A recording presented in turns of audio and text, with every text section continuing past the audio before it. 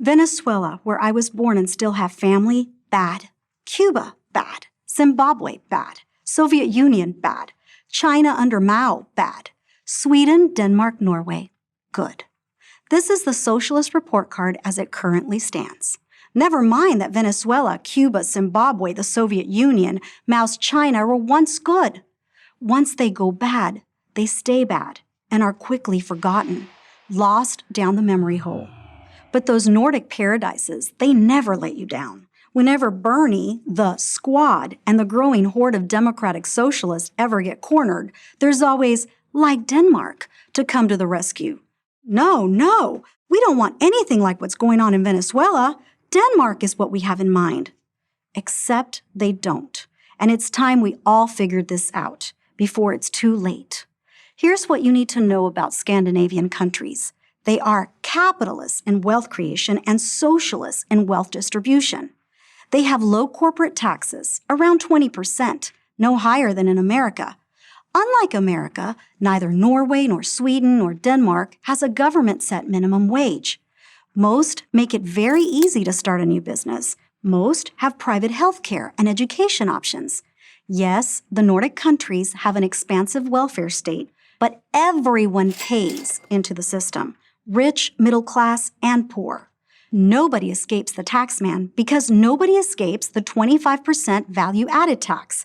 This sales tax, a tax on what you buy, is regressive, meaning it falls much more heavily, percentage of income-wise, on the poor and the middle class than it does on the rich.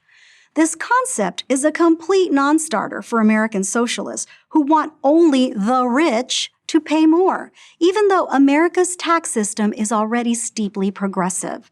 The rich, the top 10%, pay about 70% of all income taxes. But for the socialists, it never seems to be enough.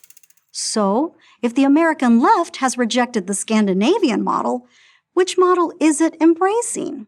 Well, where do the leading figures of the American left, from Sean Penn to Michael Moore and Bill Ayers, go when they want to praise socialism? Here's a hint. When was the last time you saw Bernie in Copenhagen? First, it was the Soviet Union. Then it was Cuba. Then it was Venezuela. Venezuelan socialism, like current American socialism, is based on sowing social division.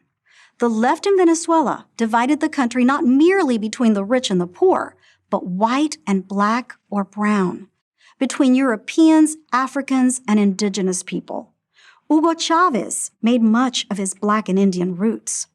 Venezuelan socialists were bringing down statues of Columbus long before American leftists did. Once you establish the villain class, taking away their wealth is not hard to do. Whatever Chavez and now his successor Nicolás Maduro wanted, they took. Or, if you care about moral clarity, they stole. Always, like the French and Russian revolutions, in the name of equality. It didn't start out that way, of course. It never does. Chavez portrayed himself as a moderate in his early presidential campaigns. Expropriations came later. What Chavez and Maduro achieved at the end of a gun, the American left would achieve through extremely high taxation on income, wealth, and inheritance. But we shouldn't leave guns out of this discussion. In 2010, Venezuelan socialists started a campaign to disarm law-abiding citizens under the guise of stopping gun violence.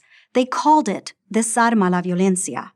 When citizens, now unarmed, began to protest the corruption and tyranny of the socialist government, Chavez and then Maduro unleashed a group of criminal thugs, the colectivos, to terrorize them. Their specific targets included small business owners, entrepreneurs, farmers, and clergy. There are no colectivos or Antifa in Scandinavia. Venezuela is now a cautionary tale. All the people you see on the news rummaging through garbage cans or standing in line to get food, toilet paper, and gas, those are the ordinary citizens. The country's leaders aren't missing any meals. The socialist elite, the so-called Chavistas, eat in fine restaurants and go on European vacations. Miraculously, it always works out that way. The American left keeps telling us they want to take us to Stockholm, but its policies point in the direction of Caracas. My birth country was once prosperous and free. but socialism destroyed it. Take heed, America. I'm Debbie D'Souza for Prager University. Thank you for watching this video.